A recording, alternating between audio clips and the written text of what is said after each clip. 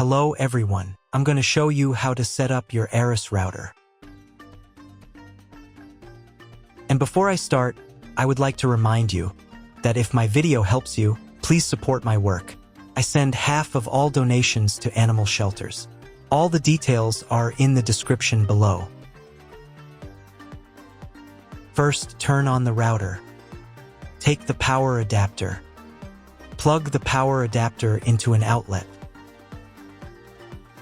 And connect the other end into the router.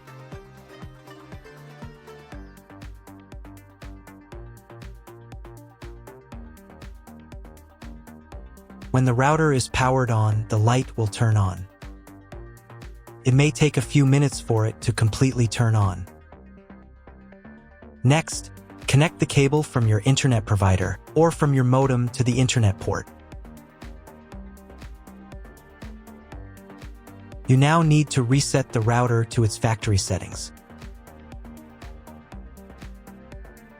Press and hold the router's reset button for 10 seconds.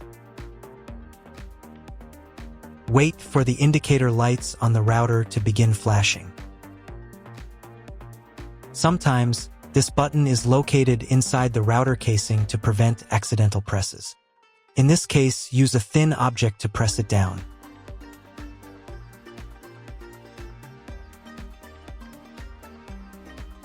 The router will restart and all the settings will be reset to the original factory defaults. Plug one end of the Ethernet cable supplied with the router into an Ethernet port.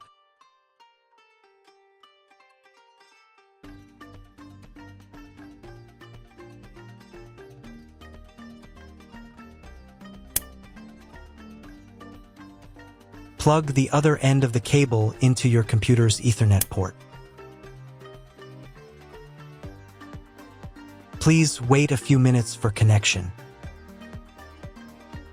The router is connected to your computer. Now you will need to set it up. But first, I'll show you another way to connect the router if you don't have an Ethernet cable or your computer doesn't have an Ethernet port. Connect the router to the power adapter and cable from your internet provider. This will enable Wi-Fi. If your router is new, your Wi-Fi network name will be the name of the router.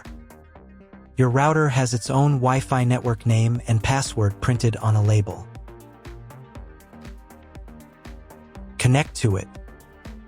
Great, you've connected to the router. Now let's start setting it up.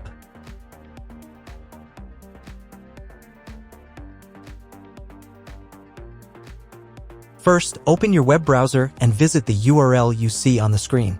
Use the URL bar instead of the search bar.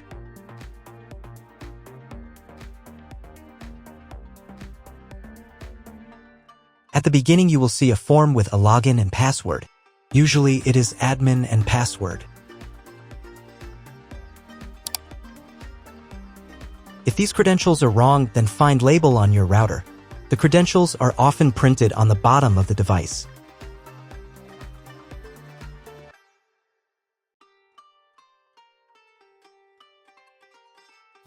If none of this works, it means that your router has already been configured and someone has changed the login and password. If you can't find out the login credentials, just reset the router to factory settings. And then log into the router's personal cabinet using the standard credentials. If your router settings do not look like mine, it means that your router has a different firmware.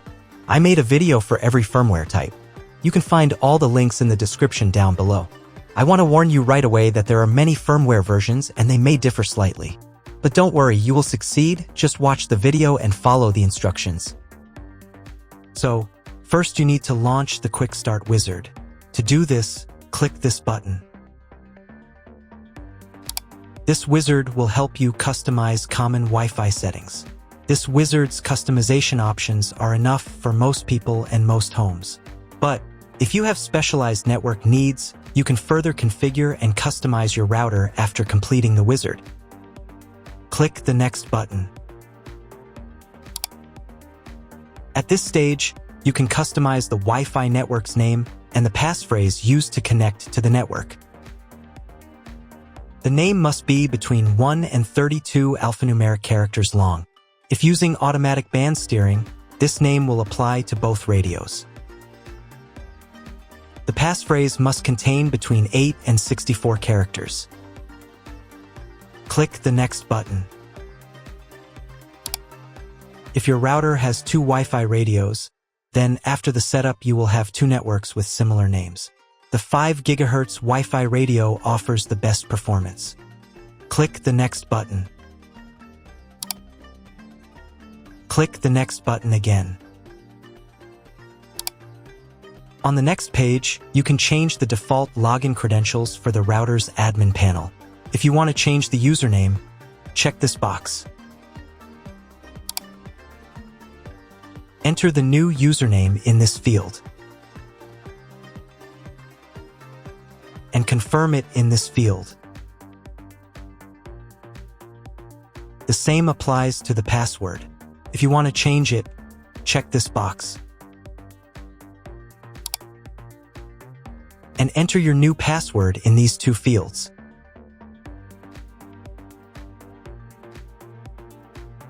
Then click the Next button. On this page, you can review all the Wi-Fi settings. If everything is correct, click the Apply button. Your settings are being saved. It may take up to 1 minute to write the settings. Please do not turn off your router or close this window. Done. The connection settings for your Wi-Fi network can now be used to configure your devices. Now is a good time to write down, print, or copy the settings into a document. Then, keep them in a safe place. Click the Exit button. If you were connected to the router via Wi-Fi, reconnect to the network using the new settings. Now check if the internet is working. Just try Googling something. If the internet still doesn't work, try restarting the router. To do this, unplug the router from the power outlet, wait 10 seconds, and then plug it back in. Wait a couple of minutes for the router to fully start, and then try Googling something again. If the internet still doesn't work, at this point you need to call your internet provider. They will tell you exactly what type of connection you need and what additional parameters to set. For those who now have internet access, I will now show you how to set up a guest network. To do this, click on this menu item. To enable the guest network, select Enabled here.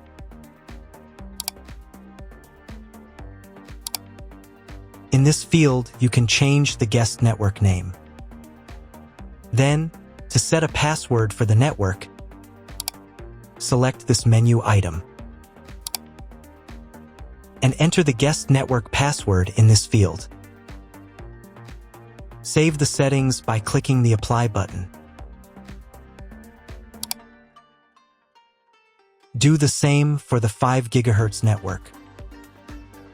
That's all. If you found my video helpful, please support my work. Half of all donations I send to animal shelters. All details are in the description down below.